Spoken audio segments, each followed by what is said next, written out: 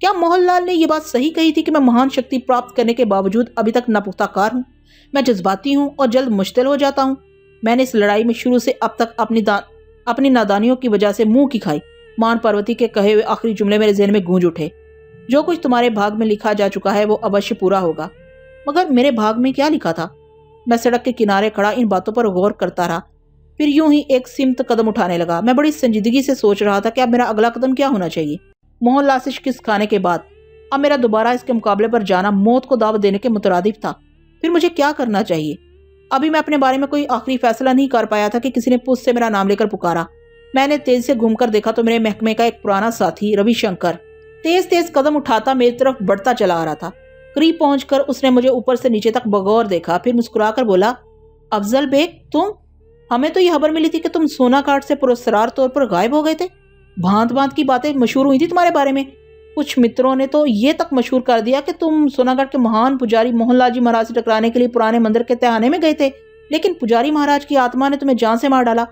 कहाँ रहे इतने दिनों? मेरी कहानी बड़ी तवील है शंकर, कभी इत्मीनान से सुनाऊंगा। मैंने सर दाह भरकर जवाब दिया। फिर पूछा, तुम सुनाओ कैसी गुजर रही है? भगवान की दया है, रविशंकर ने संजीदगी से कहा। फिर मेरे चेहरे के तासुरात बगौर देखता हुआ बोला, क्या बात है अफजल बेग, तुम मुझे इस समय कुछ व्याकुल नजर आते हो। हाँ, आजकल मैं कुछ परेशान हूँ। मथुरा कब आना हुआ? आज ही आया हूँ, मैंने रूखे लहजे में कहा। एक जरूरी काम था। ठहरे कहाँ? रविशंकर के सवाल पर कोई जवाब न दे सका। मेरा ज़हन बुरी तरह उलझा हुआ था। रविशंकर ने मुझे खामोश देखा तो मुस्कुराकर कहा, मित्रों से क्या पर्दा अफजल बेग, मैं देख रहा हूँ कि तुम परेशान हो। मेरा गरीब आना हाजिर है, तुम जब तक चाहो आराम से रह सकते हो, चिंता की कोई बात नहीं। रविशंकर ने ज्यादा इसरार किया तो मैं इसके साथ जाने को तैयार हो गया। मुझे खुशी थी कि सुकून से कुछ दिन गुजारने का बंदोबस्त हो गया। रास्ते पर रविशंकर इधर उधर की बातें करता रहा और मैं अपने बारे में से गोल मोल जवाब देता रहा।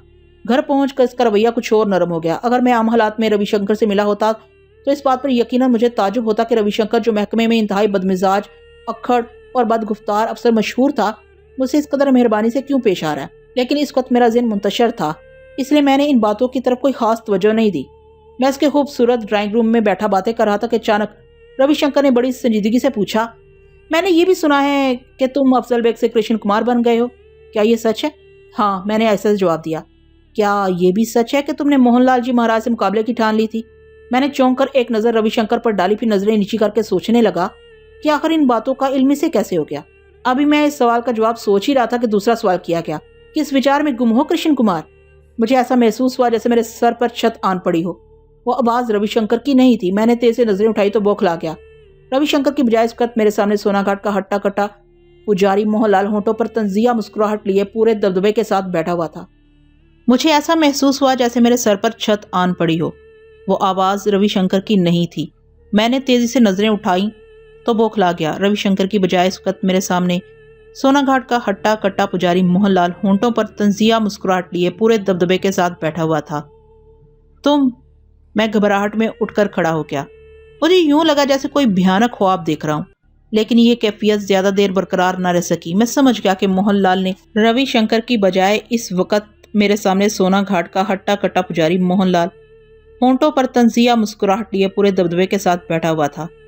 तुम? मैं घबराहट में उठकर खड़ा हो गया। मुझे यूं लगा जैसे कोई भयानक ख्वाब देख रहा हूं, लेकिन ये कैफियत ज्यादा देर बरकरार न रह सकी। मैं समझ गया कि मोहनलाल ने अपनी शक्ति के जोर से रविशंकर का रूप धार कर मुझे अपने चुंगल में फांसने की कोशिश की है। घबराओ नहीं कृष्ण कुमार, मोहनलाल ने मुस्कुराते हुए बड़े दोस्ताना लहजे में कहा। हम दोनों अब महान शक्ति के मालिक हैं, मगर मैं तुम्हारी तरह बुज़दिल नहीं हूँ। हमें बलवानों की तरह एक दूसरे से मुकाबला करना चाहिए। मैं अगर चाहता तो तुम्हें सड़क पर ही अचानक खत्म कर देता, परंतु ये बात एक महान पुजारी को शोभा नहीं देती। इसी कारण मैं तुम्हें रविशंकर के रूप में यहाँ ले आया हूँ। व्याकुल मत हो, आराम से बैठकर बातें करो। मुकाबला तो हमारा तुम्हारा होना ही है। मोहनलाल, मैंने जी कड़ा करके कहा, मैं तुम्हारे रास्ते से हट जाता हूँ। क्या ये मुमकिन है? फिर वही बालकों जैसी बातें कृष्ण कुमार। अब इन बातों का समय बीत चुका है। ये फैसला तो अब अवश्य होगा कि देवी का महान सेवक कौन है, परंतु इससे पहले मैं तुमसे ये जरूर पूछूंगा कि तुम किस मंत्र का जाप करके मेरी नजरों से ओझल हो गए थे।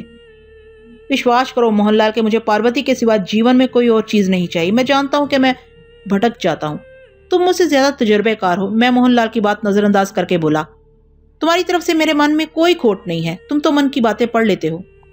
मैं सब कुछ जानता हूँ कृष्ण कुमार, मोहनलाल ने अपनी जगह से उठते हुए कहा। फिर मुझे घूरते हुए बोला, तुम एक बार मुझे जुल देने में सफल हो गए थे, परंतु अब तुम्हारा बचाव मुश्किल है। मैं इस मौके को हाथ से नहीं जाने दूंगा। मोहनलाल के तेवर बता रहे थे कि वो मुझसे हर कीमत पर लड़ने पर आमादा है और पूरी तरह तैयार होकर आया है। मैं पूरी तरह इसके बिछाए हुए जाल में फंस चुका था। फरार होने के तमाम रास्ते बंद हो चुके थे। मेरी अकल जवाब देने जा रही थी। मुझे इतराफ है कि मैं इसके बराबर की शक्ति का मालिक होने के बावजूद इससे खौफजदा था। बुज़दिलों की तरह मारा जाना मुझे मंजूर न था। सिवाय इसके कोई दूसरा चारा न था कि मैं चारों नचार मुकाबले के लिए तैयार हो जाता। चुनाचा मैंने बिगड़े हुए तेवर से सोना काट के पुजारी की आंखों में आंखें डालकर कहा, मोहनलाल, तुम जानते हो कि हम दोनों की लड़ाई में कोई एक जरूर मारा जाएगा।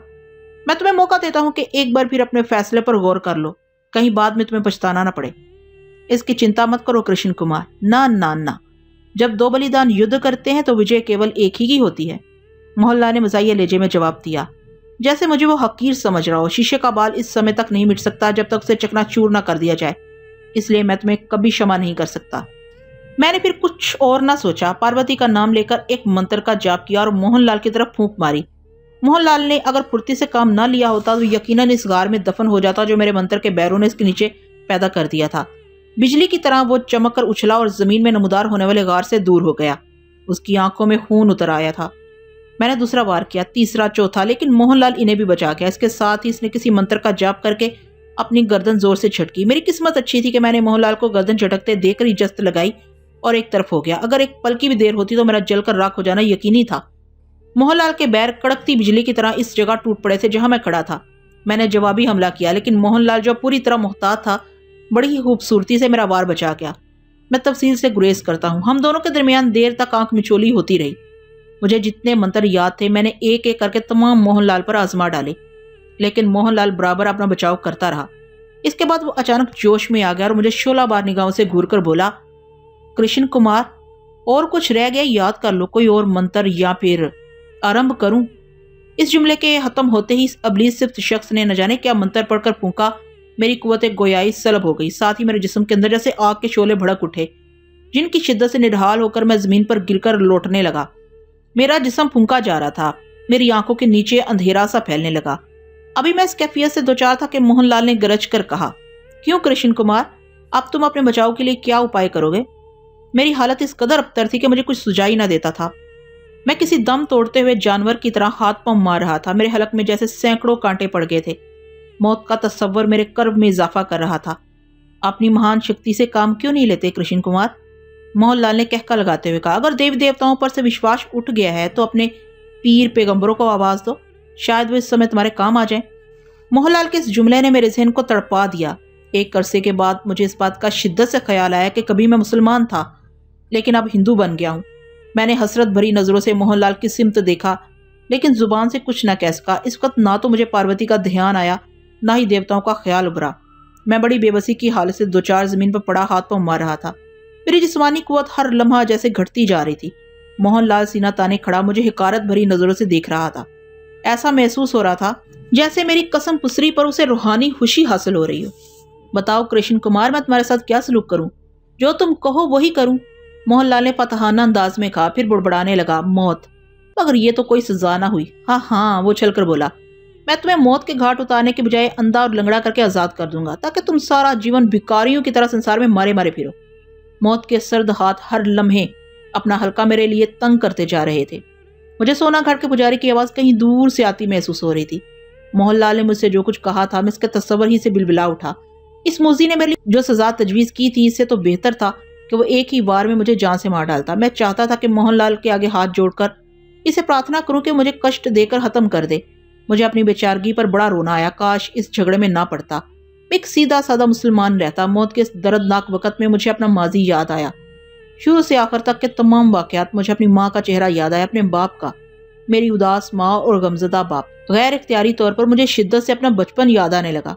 मैं मोहनलाल के दिए हुए अजाब में मुब्तला था और बिलबिला रहा था कि मेरे चारों तरफ मुश्क और गुलाब की तेज खुशबू फैलने लगी। इसके झोंके ने मुझे मदहोश कर दिया। मेरे रगो रुपये में होने वाली जलन रफ्ता रफ्ता कम होने लगी। मुझ पर एक अजीब सी गनूदगी तारी होने लगी और फिर एक आवाज मेरे कानों में गूंजी, उठो अफजल बेग, आंखें खोलो। मोहनलाल की गंदी कुव्वत मेरी मौजूदगी में तुम्हारा कुछ ना बिगाड़ सकेगी। यकलत मुझे ऐसा लगा जैसे मेरी जायल होती हुई कुव्वत दोबारा मेरे जिस्म में वापस लौट आई हो।